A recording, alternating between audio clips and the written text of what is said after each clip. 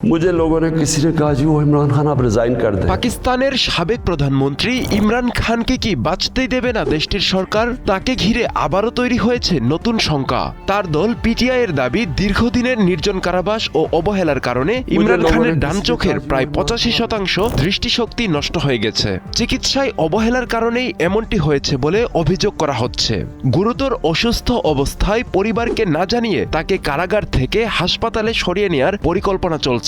দলটির অভিযোগ এটি শুধু মানবাধিকার লঙ্ঘনই নয়, বরং ইমরান খানের জীবনের জন্য হুমকিও। কি ঘটছে আদতে? স্বাস্থ্য ইস্যু কি পাকিস্তানের নতুন রাজনৈতিক সংঘাতের জন্ম দিচ্ছে? 2023 সালের আগস্ট থেকে রাওয়ালপিন্ডির আদিয়ালা কারাগারে বন্দী আছেন ইমরান খান। দুর্নীতি মামলায় দণ্ডিত হওয়ার পর থেকেই তার কারাবাসকে ঘিরে চলছে বিতর্ক। তবে এবার বিতর্কের কেন্দ্রে তার শারীরিক অবস্থা। পিটিআই বলছে যে কোনো স্বাস্থ্য পরীক্ষা তার ব্যক্তিগত চিকিৎসক ও পরিবারের সদস্যদের উপস্থিতিতে হতে হবে। গোপন স্থানান্তর বা চিকিৎসা প্রক্রিয়াকে অমানবিক ও পরিকল্পিত বলে অভিযোগ করা হচ্ছে।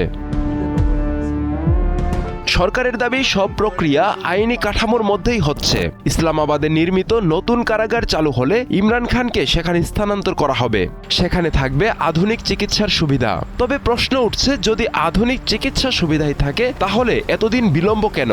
আইন বিশেষজ্ঞরা বলছেন, কোনো বন্দীকে পরিবারকে না জানিয়ে গোপনে সরিয়ে নেওয়া হলে তা মৌলিক অধিকারের প্রশ্ন তুলতে পারে, বিশেষ করে যখন তিনি দেশের সাবেক প্রধানমন্ত্রী এবং জনপ্রিয় রাজনৈতিক নেতা। আন্তর্জাতিক মানবাধিকার সংস্থাগুলো আগেও পাকিস্তানের রাজনৈতিক বন্দীদের সঙ্গে আচরণ নিয়ে উদ্বেগ জানিয়েছে। পিটিআই সমর্থকদের একটি বড় অংশ মনে করে পাকিস্তানের সামরিক প্রভাব বলয় বা তথাকথিত ডিপ স্টেট ইমরান খানকে রাজনৈতিকভাবে অকার্যকর করতে চায়। ইমরান খান এখনও পাকিস্তানের রাজনীতিতে অত্যন্ত প্রভাবশালী। সামাজিক যোগাযোগ মাধ্যমেও তার জনপ্রিয়তা অটুট। বিশ্লেষকদের মতে, যদি ইমরান খানের স্বাস্থ্য পরিস্থিতি আরও খারাপ হয় তাহলে তা সরকার বিরোধী আন্দোলনকে উস্কে দিতে পারে।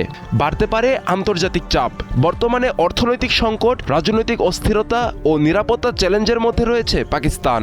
এমন পরিস্থিতিতে সাবেক প্রধানমন্ত্রীর স্বাস্থ্য সংকটের খবর দেশের ভাবমূর্তির ওপর প্রভাব ফেলবে।